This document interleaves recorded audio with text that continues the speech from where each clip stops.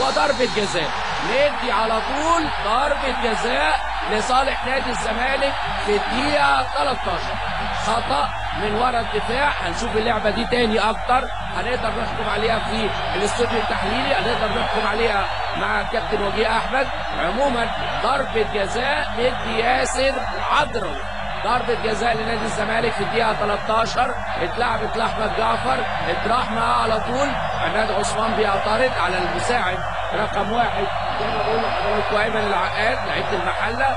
ادي اللعبة ادي اللعبة ادي اللعبة ادي اللعبة، نقدر نقول ونتكلم. اتلعبت، انا اقدر مني الزملاء في الاستوديو التحليلي. ادي كرة شيكابالا، من هنا ما تبانش، من هنا ما تبانش، لكن في واحدة قبلها تبين لحظة انطلاق الكورة. ادى ايه؟ ادى ضربة جزاء وادى انذار لابراهيم فرج. ادى انذار لابراهيم فرج. هل لمسوا؟ هل ما لمسوش في الثانية؟ هل فيها تسلل ولا ما فيهاش؟ الحكم صاحب القرار، لكن في انذار لابراهيم فرج وضربة جزاء في الدقيقة 13. نقدر نحكم عليها مع الإعادة. لحظة انطلاق الكرة من رجل شيكابالا، أحمد جعفر كان تسلل ولا لا؟ لأن لعيبة المحلة راحت تتكلم مع المساعد أيمن العقاد. هل إبراهيم فرج خد رجل أحمد جعفر ولا لا؟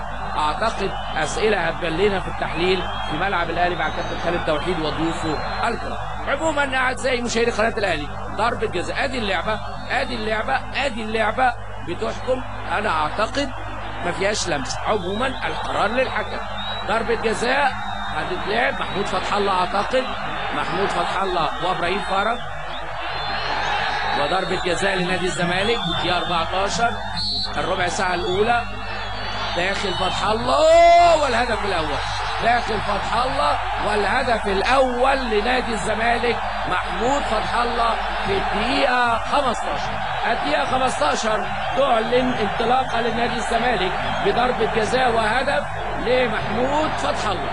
الدقيقة 15 هدف من ضربة جزاء لنادي الزمالك بيسجله محمود فتح الله. لسه بدري في اللقاء.